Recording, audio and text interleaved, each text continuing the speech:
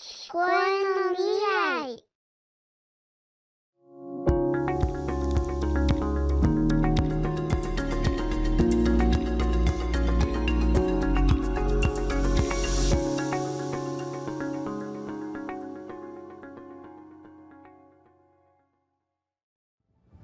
はい、皆さん、聞こえの未来シーズン3をご視聴いただき誠にありがとうございます。ありがとうございます。オーティコン補聴器の田中です。茨城大学の田原です。岡山大学の片岡です。はい、今日私たちはまた懲りずにデンマークのオーティコン本社に来てしまいました。今はとてもデンマークらしい風にやられています。はい、で今回はですね、少し実践的な内容に絞って実際に聴覚障害のある方をサポートするためにはどういった支援が必要かということをまたスペシャリストに聞いていきたいと思っています。そして今回ディスカッションパートも用意しておりますのでぜひ、お楽しみください。それでは行ってみましょうか。はい、行きましょう。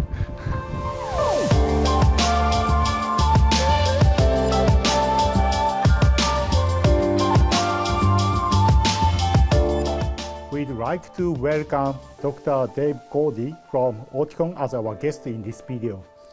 And Dave is in Canada, so he's joining us online like this. Yeah. So thank you, Dave, for joining us today. Thank you. Nice to be here. Yeah, thank you. And you wear many hats, so I have to confirm the pediatric audiologist, university professor, past president of the Canada Academy of Audiology, and co-director of KIPA, so knowledge of implementation in pediatric audiology. So it's quite hard to know where to begin, but could you please introduce yourself briefly, including your background? Sure. So yes, my name is Dave Gordy, and I am a pediatric audiologist and researcher living in Toronto, Ontario, Canada. And I am the director of pediatric audiology and research for Oticon headquarters in Copenhagen, Denmark. And my job, as you say, is many different roles. And I think those different roles all contribute to a large commitment to understanding pediatric audiology. Okay, thank you very much. So you are truly all-rounder, right? And you are familiar with both the clinical and research aspect. Yeah. So could you briefly tell us about the main topics of your current research? Yes. So my research with Oticon has always had two different tracks. One is the research that is related to our products, so our hearing aids and remote microphone systems. And so with that research, we are currently looking at how parents and their young children who are deaf or hard of hearing use remote microphone systems at home. We know that these systems are fantastic for helping to improve communication access in the home, but we are uncertain of how parents are using them at home. So current project right now is to understand how audiologists recommend remote microphones like the EduMic for parents to use with their young children at home. The second part of my hearing aid research is looking at teenagers. So in our latest hearing aid, the Oticon Intent, we have sensor technology. And with teenagers, because of their different and dynamic environments, we want to understand how this sensor technology supports their access to social and learning environments. My second area of research is more related to the lives of children and teens who are deaf or hard of hearing. And that is specifically related to counseling. So my current topic is on how do we support parent hearing health literacy? In other words, when audiologists are counseling their families, what is the best way to communicate and so that parents understand the impact of hearing loss? And how do we ensure that parents are buying into our recommendations so that we ensure that they are getting the best care? So hearing health literacy is something I think is very important, and I also believe will help audiologists become better at counseling families. Yes, thank you for sharing great information. And I'm also supporting a junior high school student. Yeah, and it's quite tough to align with his intent. So I'd like to share my current research topics later. Yes, thank you. All right, and I think the KIPA is also exciting program. So could you briefly explain this as well? Yes, so KIPA, which stands for Knowledge and Implementation in Pediatric Audiology, was started by myself and Dr. Sheila Moody from Western University about 15 years ago. And the reason why we started this group was because we wanted to understand gaps in clinical practice. So we know that there are guidelines and protocols that tell us what best practices are for supporting young children who have hearing loss.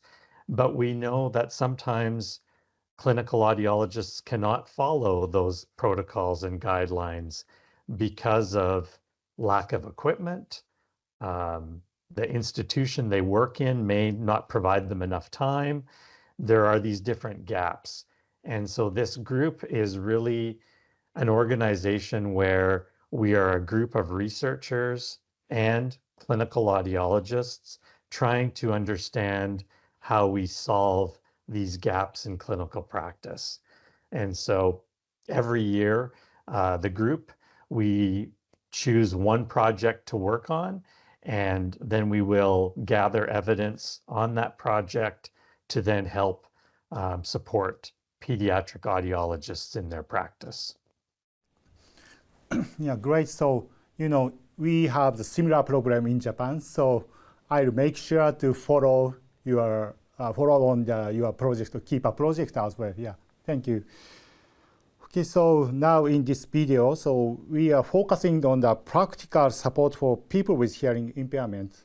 And from your various background and experience, especially working in pediatric hearing care area, so would you let us know your perspective on what specific type of support need to reduce the difficulties, especially the listening effort and the fatigue people or children with hearing impairment are experiencing in daily life?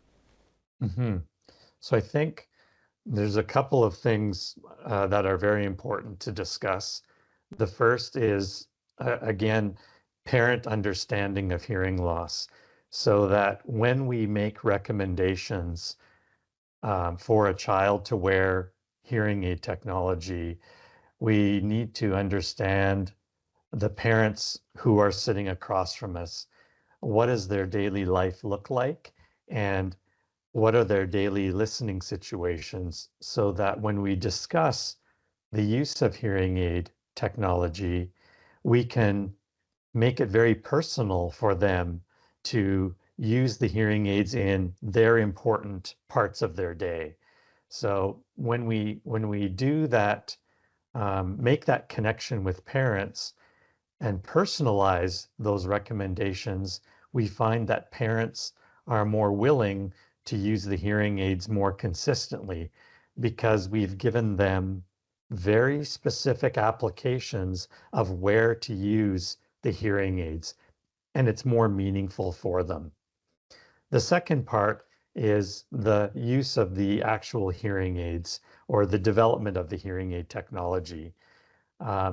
Today we are working at Oticon to provide new innovations with hearing aid features that will make it easier for children to understand speech in difficult listening environments. So if we think about a classroom, a restaurant, riding in the back seat of the car, these are not quiet environments. These are environments that are very busy, they have noise, they have reverberation, and we want to make sure our hearing aids have technology to support communication access in those environments.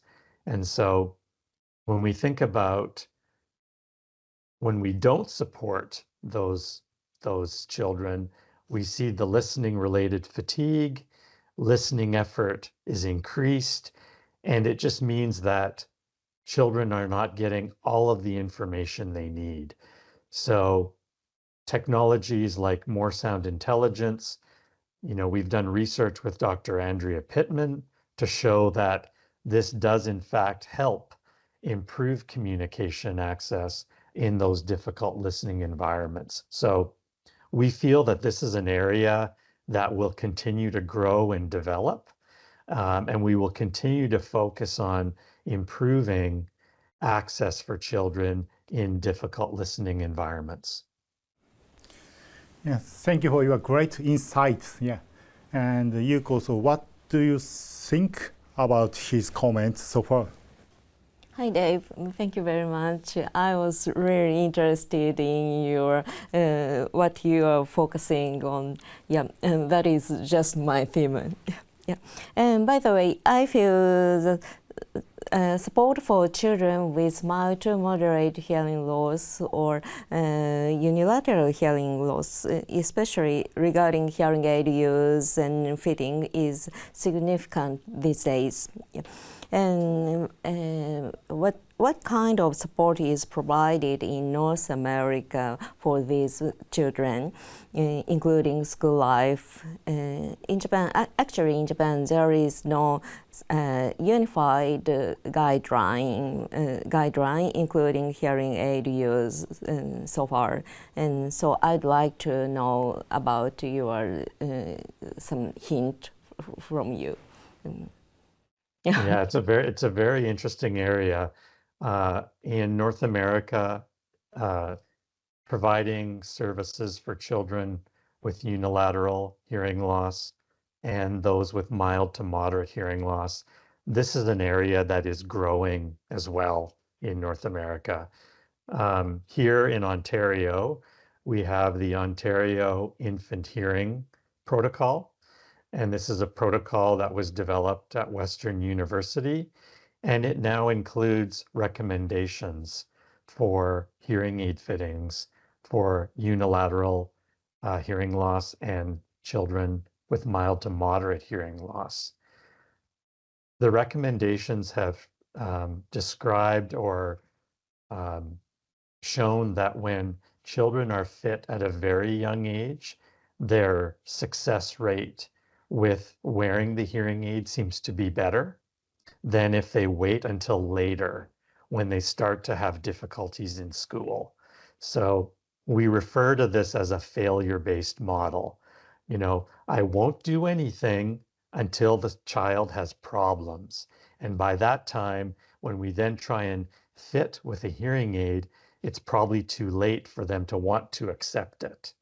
But when we start when they are babies and they are newly identified at a very young age, when we put the hearing aids on at that time, then we can provide consistent amplification to them. And perhaps down the road, we make a decision that they no longer need the hearing aid, but it becomes a part of them at a young age. And when it becomes a part of them at a young age, they're more likely to carry on using it. So I think this is a hard conversation for audiologists, because if we have a unilateral hearing loss and a parent says to you, well, gee, I see that they're responding well at home, but you want to put a hearing aid on. I don't understand this, why you want to do this. And so this comes back to being able to have good counseling and good information to share with the parent to say, you know, we want to support your child's brain development, language development in these very important early years. And when they get to school and they are able to give us more information, maybe we won't need the hearing aid. But for now, we want to provide them the best possible access as possible to support that development. So I think in North America, we are trying to change the conversation about optimizing development instead of only focusing on audibility. And I think for parents, that's more meaningful. Thank you very much. Of course, there are children or parents who dislike wearing hearing aids or actually accepting some support. But it is necessary for medical professionals to provide information for them. Yeah, I'm going to follow you. Thank you very much. You're welcome. Yeah, thank you for your great comment. I totally agree with you. And we have to consider the whole of children. So not only for hearing, listening, but also the other aspect of the development. Yeah. Right. So finally, do you have any comments to our Japanese viewers? Yeah, I think that